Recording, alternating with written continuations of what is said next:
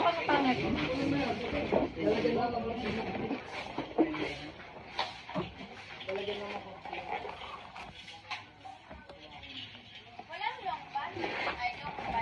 Meron dyan.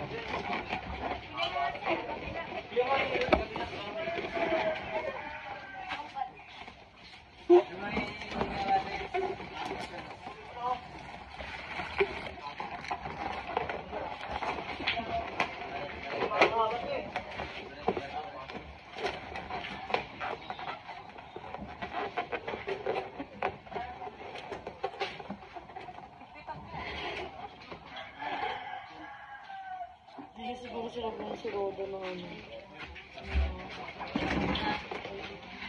Ikaw na ano dito. Papatignan ka na nga. Na? Siya ako na dito.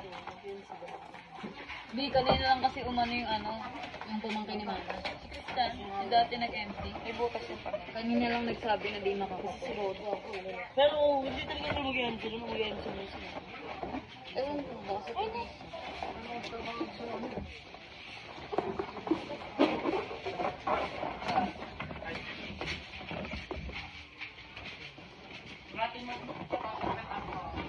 Kailan ba dito sa gilid? 3. 2 sa pinakailalim isa. Wala kong kasama nila yung season. Putang inang yun.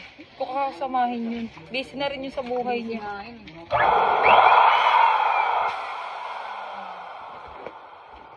Hindi ko naman maaya yun. Diba? Busy nga naman. Busy na sa lagi. Sorry. Di na. Nag-aaral na daw kasi siya, be. Bumalik na siya sa pagkatao niya. Saan ano siya? Saan? Sa ano daw? Sa Taguig. Besting din ata o ano?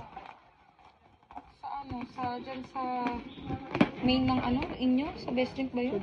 Ay, hindi pa rin pala siya umalis. Baka. Di ba dun yung last enroll niya? Sa main nga siya. Di ba nga nagpapasa pa siya nung ano sa akin? Yung parang project niya sa ano.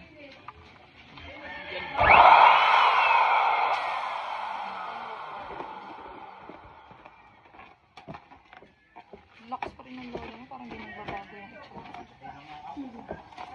Ito ako kami.